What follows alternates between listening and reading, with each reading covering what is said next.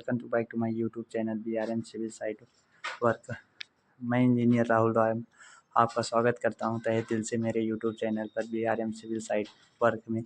तो दोस्तों, आज हम आप सबको बहुत ही बेहतरीन वीडियो के बारे में बात करना चल रहा हूं, जो कि ईंट चिनाई, जो कि हर एक बिल्डिंग में आवश्यकता होती है। तो ईंट चिनाई में कौन कौन से पॉइंट को ध्यान में रखना चाहिए तथा ईंट चिनाई करते समय मिस्त्री को क्या क्या बताना चाहिए, मैं हर एक पॉइंट पर आपको ध्यान केंद्रित करूंगा। आप नीचे बेस से लेकर छत की हाइट तक हमें क्या क्या दीवार में करना चाहिए तथा कैसे दीवार को चेक की जाती है, मैं हर एक पॉइंट पर आपको बताऊंगा। तो इस वीडियो को देखने के बाद आपको थोड़ा भी डर नहीं लगेगा और ना ही कोई और वीडियो देखने की ज़रूरत होगी, ये मेरी गारंटी है। तो मैं आप सबको तुरंत ही अब बताने चल रहा हूँ कि क्या क्या ध्यान देना चाहिए। तो मैं सबसे पहले तो मैं दीवार आपसे पूछ रहा हूँ कि दीवार किस चीज़ से बनती है, तो आप बताएंगे ईंट से बनती है। तो हम ईंट की क्वालिटी पर पहले ध्यान देते हैं। तो ईंट की क्वालिटी के लिए मैंने एक विशेष वीडियो अपने यूट्यूब चैनल पर बनाया है, तो उसको जाके देख लीजिए। मैं बेसिक जानकारी मैं बता दे रहा हूँ। ईंट की क्वालिटी के लिए सबसे पहले तो हमें ईंट की धार देखना चाहिए। धार और कोर एकदम तीखी और मजबूत, धार एकदम कॉर्नर एकदम तीखे और होने चाहिए, और दो ईंटों को लड़ाने पर एक धात्विक ध्वनि आनी चाहिए। और इसे 1 मीटर या 1.5 मीटर, जैसे हम इसको 1 मीटर से गिरा रहे हैं तो ये टूटना नहीं चाहिए। तो ये हमारा फर्स्ट क्लास ईंट की गुणवत्ता है। तो हमें और इसकी वाटर सोखने की क्षमता 15 से 20% के बीच में होनी चाहिए। दूसरा मेन पॉइंट है, ईंट की गुणवत्ता चेक कर लिए। दूसरा पॉइंट हमारा है सॉकिंग ऑफ ब्रिक्स, अर्थात ईंटों की जुड़ाई करने से पहले हमें ईंटों की तराई अच्छे से कर लेनी चाहिए, जो कि एक बहुत अच्छी क्वालिटी होती है, जिससे कि हमारा मसाले की जो पानी होता है वो खींचता नहीं ईंट। फिर ये हमें तराई कर लेना चाहिए ईंट की अच्छे से। तीसरा पॉइंट हमारा है कि मिक्सिंग प्रपोर्शन, हमारा जो ईंट की जुड़ाई के लिए हमें मसाले का क्या प्रपोर्शन रखना चाहिए, क्या अनुपात रखना चाहिए। 4 इंची की ईंट के लिए हमें 4:1 का मसाला यूज करना चाहिए, अर्थात 1 सीमेंट तसला और 4 तगाड़ी मोरम की आवश्यकता होती है। वहीं 9 इंची की दीवार के लिए हमें 5:1 या 6:1 का मसाला यूज कर लेना चाहिए, अर्थात जैसे बेसमेंट है या न्यू में, तो हमें 5:1 का मसाला यूज करना चाहिए तथा 9 इंची की दीवार है तो 6:1 का मसाला यूज कर लेना चाहिए। हाँ, तीसरा पॉइंट हो गया हमारा। चौथा पॉइंट है कि मटेरियल क्वालिटी। अब ईंट चिनाई में कौन कौन सा मटेरियल की लगता है, मोरम लगता है और सीमेंट लगता है। तो मोरम जो देखो 4 इंची की दीवार के में हमें महीन थोड़ा मोरम लगती है, लेकिन 9 इंची की दीवार में थोड़ा मोटी मोरम भी चल जाती है। तो ये 9 इंची में थोड़ा मोटी मोरम चलती है, परंतु 4 इंची में थोड़ा महीन मोरम चलती है। ठीक है। तो वहीं सीमेंट हमारा यह ध्यान लेना चाहिए कि सीमेंट हमारी जो है वो 3 महीने, उसकी मैन्युफैक्चरिंग के 3 महीने के अंदर उसे उपयोग करना चाहिए। दूसरा है कि वो दूसरी पॉइंट है, सीमेंट में हम वीडियो बनाए हैं, उसका भी आप चैनल पर जाके देख लीजिए। मैं एक एक चीज़ बताने लगूँगा, बहुत ज़्यादा बड़ा वीडियो बन जाएगा, इस वजह से सीमेंट की क्वालिटी वीडियो हमारे चैनल पर है, उसको देख लीजिए। तो हम 5वां पॉइंट ध्यान दिलाता हूँ कि जो मसाला बनता है दीवार चिनाई के लिए वो कहाँ पर बनाना चाहिए और कितनी समय के लिए बनाना चाहिए। ये तो हमारा जो मसाला होता है वो हमें एक सतह पर बनाना चाहिए, साफ सतह पर, और उसे मसाला को बनाकर हमें आधे घंटे से 1 घंटे के भीतर हमें उपयोग कर लेना चाहिए, अर्थात दीवार की चिनाई कर लेना चाहिए। जिससे हमें कोई किसी प्रकार की मतलब जैसे टाइम ज़्यादा हो जाता है तो उसकी कंप्रेसिव स्ट्रेंथ जो होती है कम हो जाती है। तो अब छठा पॉइंट हमारा है कि फर्स्ट क्लास जो रंगत जिसे कहते हैं, हाँ, फर्स्ट कोर्स सेटिंग अर्थात पहला जो रंगत जिसे कहते हैं किया जाता है उसे कैसे रखें और कौन सा मसाला यूज कराएं वहाँ। तो जब भी हमारा बेसमेंट जो नीचे का ईंट होता है अगर ठीक से नहीं जुड़ रखा रहेगा मसाला और तो वो उखड़ जाएगा लास्ट में। तो हम इसके लिए सबसे पहले तो हमें जिस सतह पर हैं अब उसे हम अच्छे से साफ़ करा लेना चाहिए। मैंने यहाँ पर साफ़ करवाया था लेकिन अभी मसाला गिरने की वजह से थोड़ा आ गया है। इसके नीचे अच्छे से साफ़ करवाया था। अब प्लस इसके नीचे थोड़ा हल्का से सीमेंट अगर सूखी सतह है तो पानी मरवा के थोड़ा हल्का सीमेंट भूरा देना। फिर इसके बाद जो मसाला तसला मिलाएंगे उसमें थोड़ा सा सीमेंट थोड़ा और हार्ड करा देना, बढ़ा देना। तो हमारा जो बनेगा ये बहुत हार्ड मसाला बन जाएगा। और ये फिर आप इसको जो है जितना मारोगे इसकी कंप्रेसिव स्ट्रेंथ आ जाने के बाद तो उखड़ेगा नहीं।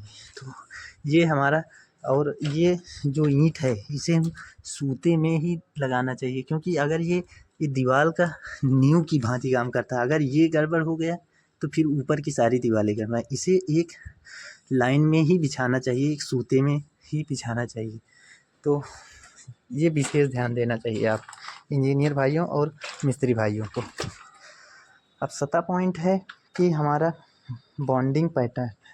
बॉन्डिंग पैटर्न आप सब समझ रहे होंगे, बॉन्डिंग पैटर्न किसे कहते हैं तो हम बता रहे हैं। देखो 4 इंची की दीवार में हमेशा देखो बॉन्डिंग 4 प्रकार की होती है। पहले number header bond, stretcher bond, English bond, Flemish bond. तो हमारा जो 4 इंची में होता है वो हमेशा स्ट्रेचर बॉन्ड में ही दीवार लगाई जाती है। ठीक है, हमेशा स्ट्रेचर बॉन्ड में ही दीवार लगाई जाती है 4 इंची की।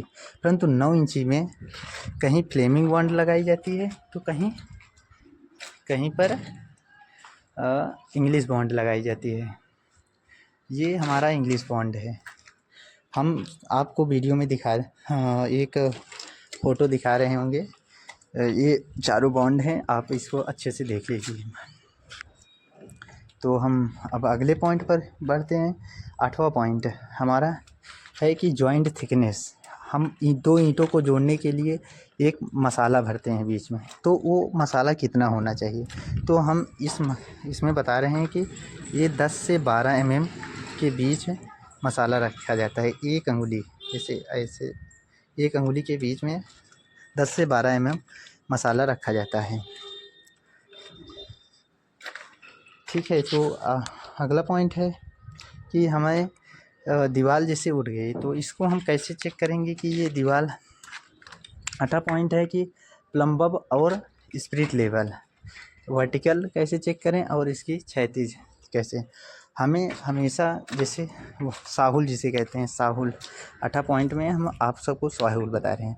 साहुल लगाकर हमें वर्टिकल चेक किया जाता है। ऐसे साहुल लगा के इसमें वर्टिकल चेक कर रहे हैं। साहुल तो अभी हमारे पास नहीं दिखा देते। तो हमें 8वां पॉइंट में हमें साहुल लगा के देखा जाता है कि दीवार सीधी है कि नहीं, वर्टिकल यानी कि ऊपर की तरफ सीधी है कि नहीं। परंतु स्पिरिट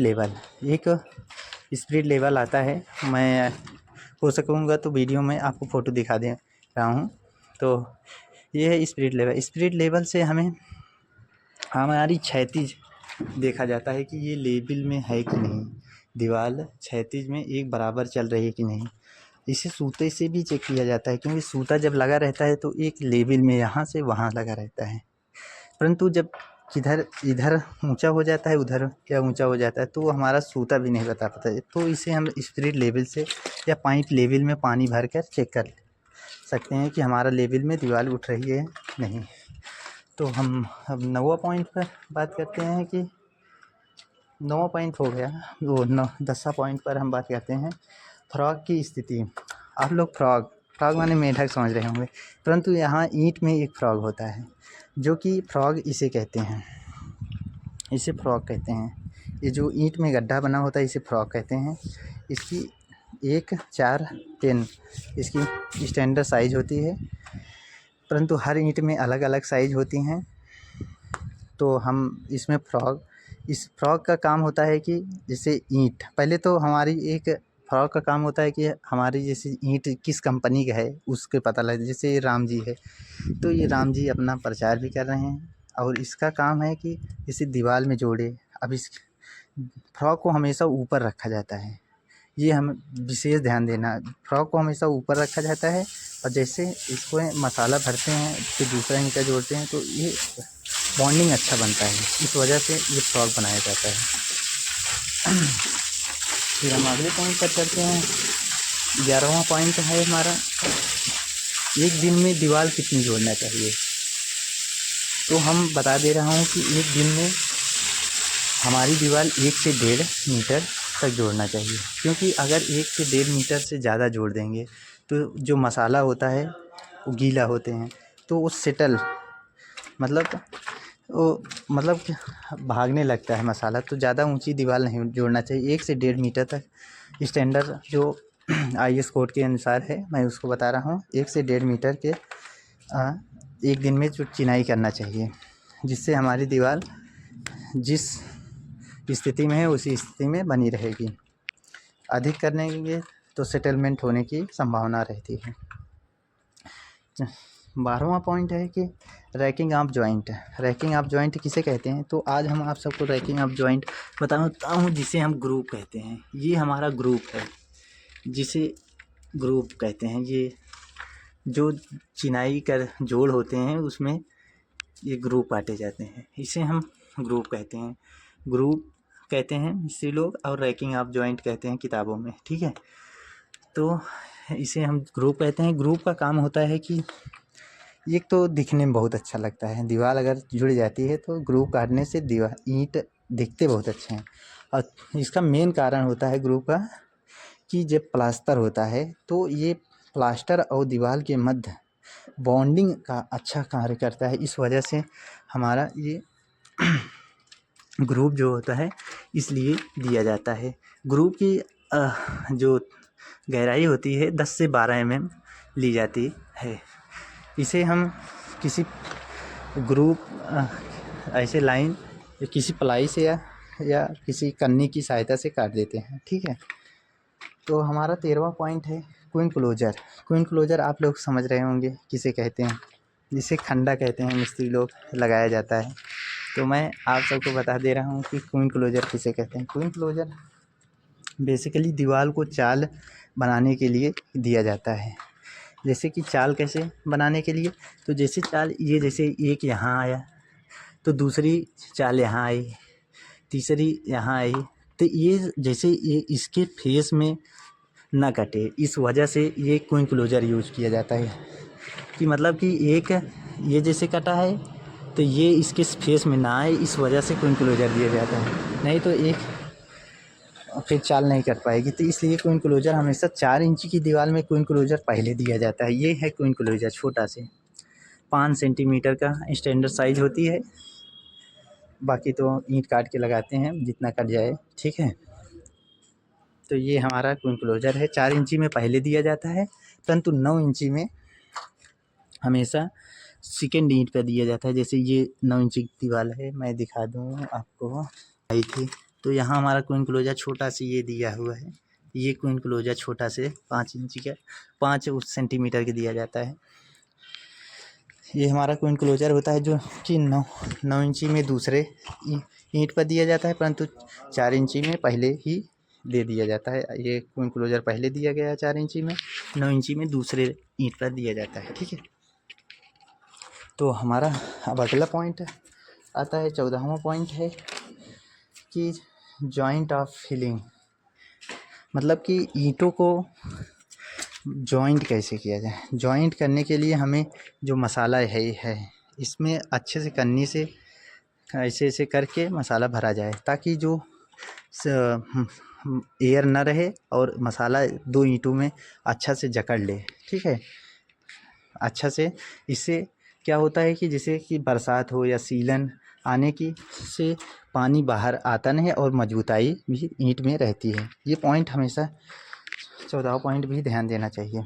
15वां पॉइंट है चेकिंग ऑफ कॉर्नर। कॉर्नर को कैसे चेक करें, हमेशा ये पॉइंट हमेशा ध्यान देना चाहिए कि जब भी दीवार कहीं पर मुड़ती है या जहाँ पर अंत होता है उसका कॉर्नर विशेष रूप से ध्यान देना चाहिए। तो मैं इसमें दिखा दे रहा हूँ, यहाँ कॉर्नर ये हमेशा जैसे दीवार आई तो यहाँ पर कॉर्नर हमेशा 90 अंश पर मुड़ा होना चाहिए। अगर 90 अंश पर नहीं मुड़ेगा तो आगे जाने वाली दीवार पूरी तिरछी हो जाएगी और बदबुनिया हो जाएगी। इसके लिए हमें एक आता है पाइथागोरस, आप लोग पढ़े होंगे इंजीनियर भाइयों, तो उसका पाइथागोरस से लगाकर 90 अंश से निकाल लीजिएगा। 3 4 5, 3 लंबाई 4 चौड़ाई और उसका विकर्ण 5 बन जाएगा। तो इससे हमारा एक 90 अंश पर दीवार मुड़ जाएगी, जो कि हर मिस्त्री यही करते हैं। आप लोग भी एक गुनिया आता है या तो उसको ख़रीद लीजिए, गुनिया लगा कर तुरंत चेक कर लीजिए है कि नहीं। नहीं तो आप 3 4 और 5 का अनुपात लगा कर देख लीजिए, तो इससे भी हमारा कॉर्नर 90 अंश पर मुड़ता है। हम अब 16वां पॉइंट बात करते हैं कि जैसे अब ये ईंट की चिनाई हो गई, तो अब इससे हम कब तक तराई करना चाहिए। 16वां पॉइंट में हमें विशेष ध्यान देना चाहिए कि ईंट चिनाई के 24 घंटे बाद हमें प्रॉपर रूप से क्यूरिंग करना चाहिए। अगर क्यूरिंग नहीं करेंगे तो ये सीमेंट अपनी सामर्थ्य प्राप्त ना कर पाएगी और ये दीवार कमज़ोर हो जाएगी। हमें इसे क्यूरिंग के लिए 7 से 10 दिन तक क्यूरिंग प्रॉपर रूप से करनी चाहिए, जिससे हमारा दीवार अपनी स्ट्रेंथ प्राप्त कर सके। तो हम 17वां पॉइंट पर बात करते हैं कि सील बैंड। तो मैं दोस्तों आज आप सबको सील बैंड के बारे में बात कर रहा हूँ।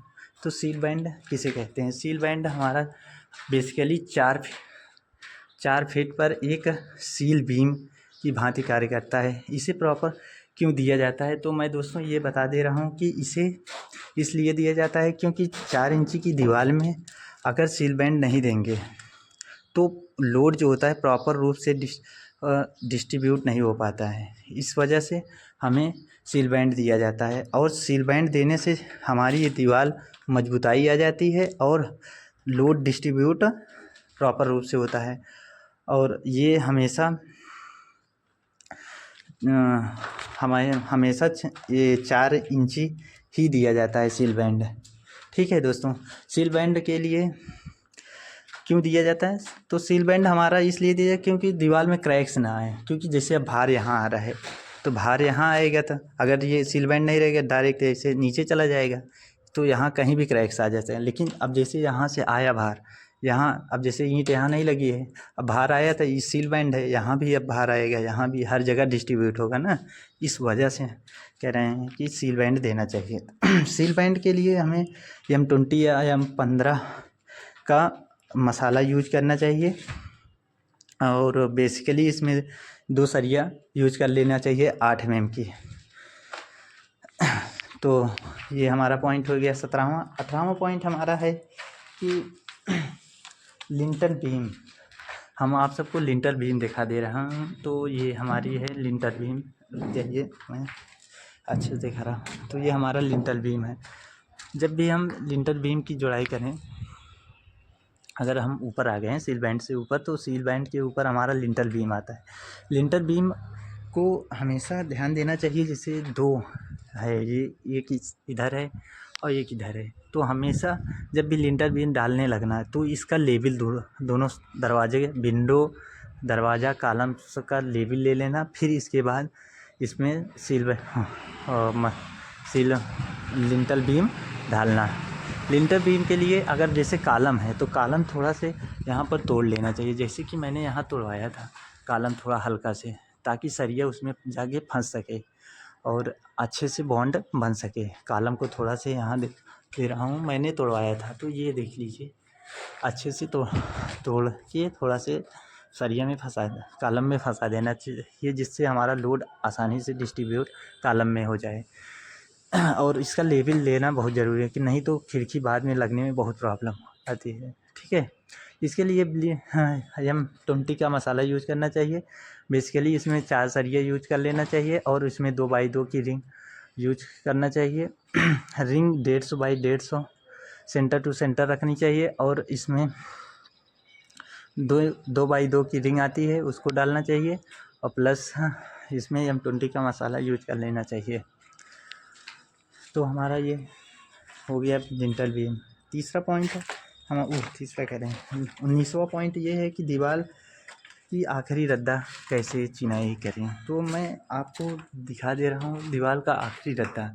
यहाँ पर हमने दीवार का जब भी आखिरी रद्दा चिनाई होने लगे तो वहाँ पर आप स्पिरिट लेवल या पाइप लेवल की सहायता से आखिरी रद्दा लगने से पहले उसे दोनों इस छोर से और इस छोर तक पाइप से चेक कर लेना चाहिए कि ये हमारी दीवार लेवल में उठ रही हैं या नहीं। लेवल नहीं है तो उसमें मसाला थोड़ा मोटा कहीं पतला लगाकर उसे लेवल में कर देना चाहिए, नहीं तो ये हमारी बीम जो है लेवल में नहीं आएगी, फिर हमारा क्रैक्स बनने की संभावना बहुत ज़्यादा बन जाती है दीवार पर इस वजह से। ठीक है, तो हमारा 19वां पॉइंट अब आता है कि कितने दिन बाद ऊपर सेटरिंग लगना चाहिए। तो सेटरिंग के लिए कम से कम दीवार की कंप्रेसिव स्टेज 7 दिनों तक रहनी ही चाहिए न्यूनतम, बाकी और भी रहनी चाहिए। तो हमें 7 दिन तक दीवार को अपनी कंप्रेसिव स्ट्रेंथ प्राप्त कर लेना चाहिए और इसकी प्रॉपर रूप से तराई करते रहना चाहिए, जिससे हमारा दीवार कंप्रेसिव स्ट्रेंथ जल्दी प्राप्त कर लेगी। तो हमारा अब सेटरिंग फिर लगना चालू कर देना चाहिए 7 दिन के बाद। तो ये हमारा छत है जो कि मैं बहुत ही अच्छे से ढलवाया था। तो दोस्तों अब हम 20वां पॉइंट पर चलते हैं। तो 20वां पॉइंट हमारा ये है कि हमारा जो विंडो होती है और दरवाजे की हाइट हमें कितनी रखनी चाहिए, ये बहुत ही इम्पोर्टेंट पॉइंट है जो कि मैं अब बता रहा हूँ। तो हमारी जो होती है, जो विंडो की हाइट होती है, तो मैं इस वीडियो में दिखा रहा हूँ आपकी विंडो की हाइट बाहर से। तो हमारी विंडो की हाइट जो होती है ये लगभग 3 फीट रखी जाती है। 3 फीट के ऊपर हमारी खिड़की लगती है। तो दोस्तों 3 फीट 3 इंची हमने रखा है, क्योंकि हमने 3 इंची रखा है कि इसमें टाइल और पत्थर आएगा। यहाँ पर 3 इंची की ईंट के लिए टाइल और पत्थर लगेगा, जो कि मसाला आ जाता है। टाइल लगेगा, पत्थर लगेगा, तो इस वजह से टाइल या पत्थर एक ही लगता है, लेकिन टाइल्स लगेगी। 2 इंची मसाला लगेगा, 1 इंची टाइल्स लग जाती है, 3 इंची हो जाता है, इसलिए टाइल्स लगेगी। इस वजह से हम 3 फीट 3 इंची रखे हैं इसको। ठीक है, और वहीं दरवाजे की हाइट, हमेशा दरवाजे की हाइट बेसिकली 8 फीट रखी जाती है, परंतु हमने यहाँ 8 फीट 3 इंची रखा है। 3 इंची क्यों रखा है? क्योंकि आपको बताया कि अभी 2 इंची मसाला आता है टाइल्स के लिए और 1 इंची हमारी टाइल्स आती है, इस वजह से हमने 8 फीट 3 इंची रखा है। ठीक है दोस्तों, तो एक पॉइंट हमेशा याद आता है कि हमें प्रीकास्ट लिंटल बीम रखना चाहिए या तुरंत कास्टिंग करना चाहिए। तो हम दोनों ही मेथड सही होते हैं। प्रीकास्ट भी मतलब जैसे प्रीकास्ट मतलब कि पहले ढाल लेते हैं नीचे, फिर बाद में ऊपर रख देते हैं, परंतु जैसे छोटे 2 दीवार हैं तो वहाँ प्रीकास्ट रख दो, चल जाता है। लेकिन जहाँ कॉलम आ रहे हैं और वहाँ पर हमें तुरंत ढलवाना चाहिए, क्योंकि कॉलम में वो प्रीकास्ट सेट नहीं हो पाता है। तो इस वजह से हमें तुरंत कंक्रीट रहती है, वो जाके कॉलम में सेट हो जाती है। तो हम इसको तुरंत ढलवाए थे। बाकी प्रीकास्ट भी करवा सकते हो और वैसे भी, परंतु एक बात ध्यान देना, इसे ढलाने के बाद बीच में और किनारे किनारों पर बल्ली लगा देना चाहिए, ताकि ये लपे ना। देख लो हमारा कोई भी बीम नहीं लपी हुई है, सीधी है, क्योंकि हमने बल्ली प्रॉपर रूप से लगवाया था। ठीक है, तो दोस्तों अगर वीडियो अच्छा लगा हो तो सब्सक्राइब कर लीजिए। मैं ऐसे ही वीडियो आप सबको देता रहूँगा। तो बहुत बहुत थैंक यू आपका वीडियो पर बने रहने के लिए। बाकी हमारी जिस सेवा है आपको देता रहूँगा। आपको बहुत बहुत धन्यवाद। लव यू दोस्तों। Thank you. सब्सक्राइब करना ना भूलना प्लीज़। आपके वीडियो देखने से हमें बहुत मोटिवेशन मिलेगा और हम भी बनाने के लिए उत्सुक होंगे। तो आप चैनल पर बने रहिए और वॉच करते रहिए। Thank you.